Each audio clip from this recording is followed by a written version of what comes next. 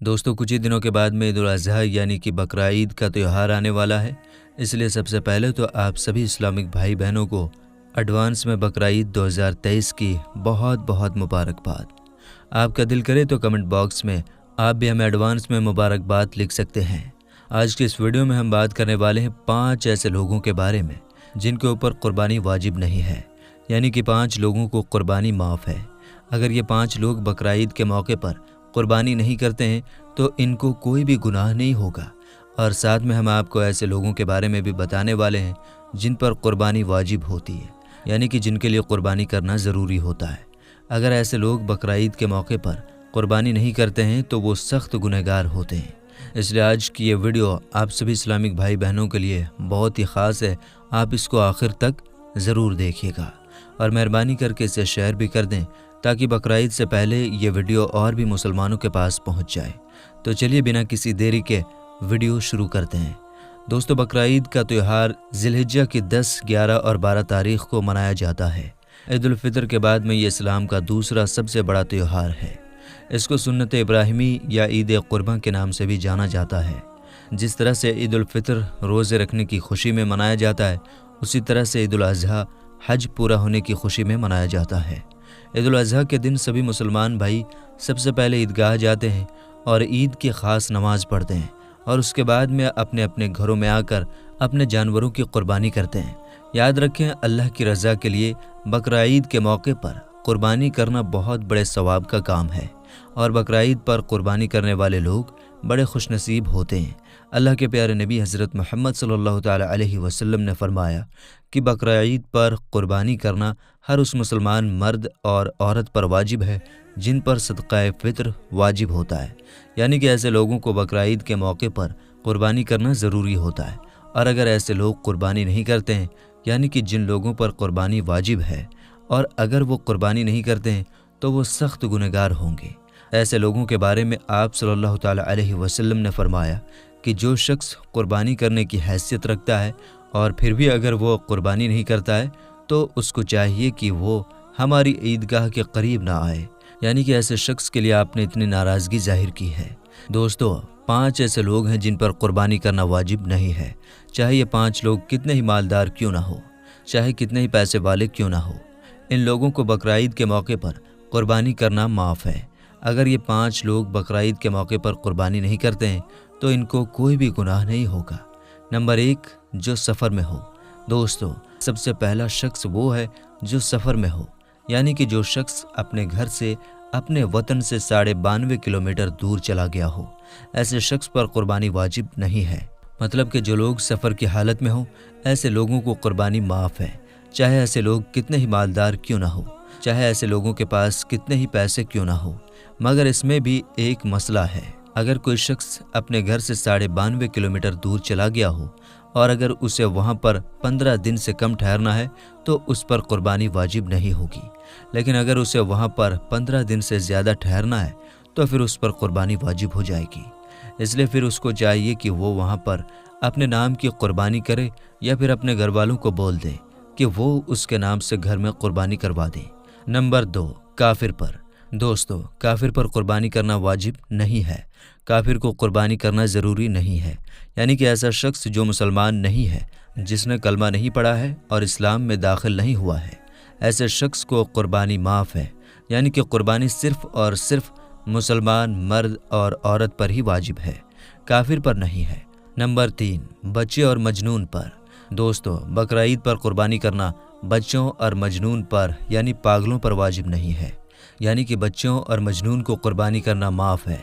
अगर ये लोग भी कुर्बानी नहीं करते हैं तो इनको भी कोई भी गुनाह नहीं होगा। नंबर 4, ग़ुलाम पर। दोस्तों, बकरा ईद पर कुर्बानी करना ग़ुलाम पर भी वाजिब नहीं है, यानी कि जो लोग किसी के ग़ुलाम हैं, किसी की ग़ुलामी कर रहे हैं, तो ऐसे लोगों को भी कुर्बानी करना माफ़ है। अगर ऐसे लोग भी कुर्बानी नहीं करते हैं तो इनको भी कोई गुनाह नहीं होगा। लेकिन अगर ऐसे लोग बकरा ईद पर जानवर लाकर उसकी कुर्बानी कर देते हैं तो ऐसे लोगों को अल्लाह ताला खूब अजर देगा। नंबर 5, जो साहिब निसाब ना हो। दोस्तों, ऐसे लोगों को भी बकरा ईद पर कुर्बानी माफ़ है, यानी कि ऐसे लोगों पर भी कुर्बानी वाजिब नहीं है जो साहिब निसाब ना हो, यानी कि जिसके पास में 7.5 तोला सोना या फिर 52.5 तोला चांदी ना हो। یا جس کے پاس میں اتنے سونے اور چاندی کی قیمت کی رقم موجود نہ ہو، ایسے لوگوں پر بھی قربانی واجب نہیں ہے۔ اس کا مطلب یہ ہے کہ جس کے پاس میں رہنے کا مکان، کھانے پینے کا سامان، استعمال کے کپڑے اور روزانہ استعمال کی جانے والی دوسری چیزوں کے علاوہ 7.5 تولہ سونا یا 52.5 تولہ چاندی کی قیمت کے پیسے پاس نہ ہو، تو ایسے لوگوں کو قربانی معاف ہے۔ یاد رکھیں، قربانی صرف اسی شخص پر واجب ہے جو صاحب نصاب ہو۔ ایسے لوگوں کو ہر سال بقرعید کے موقع پر قربانی کرنا ضروری ہوتا ہے۔ ایسے لوگ اگر قربانی نہیں کرتے ہیں تو وہ سخت گنہگار ہوتے ہیں۔ لیکن اگر جو شخص صاحب نصاب نہیں ہے، جس کے پاس میں اتنا مال نہیں ہے جتنا آپ کو اوپر بتایا گیا ہے، تو ایسے لوگوں کو قربانی معاف ہے۔ لیکن یہاں پر ایک بات اور یاد رکھیں، اگر کوئی شخص سال بھر تو فقیر رہا، یعنی کہ اس کے پاس میں سال بھر تو کچھ بھی نہیں تھا، مگر جیسے ہی قربانی کے دن قریب آئے تو اس کے پاس میں اتنا مال کہیں سے آ گیا جس سے وہ صاحب نصاب کو پہنچ جاتا ہے، تو پھر یاد رکھیں ایسے شخص پر قربانی واجب ہو جاتی ہے، یعنی کہ ایسے شخص کو قربانی کرنا ضروری ہو جاتا ہے۔ یاد رکھیں، اگر کوئی شخص صاحب نصاب نہیں ہے، یعنی کہ اس پر قربانی واجب نہیں ہے، پھر بھی اگر وہ اپنے شوق سے قربانی کا جانور خرید لیتا ہے اور اس کی قربانی کرنا چاہتا ہے تو اس پر قربانی واجب ہو جاتی ہے۔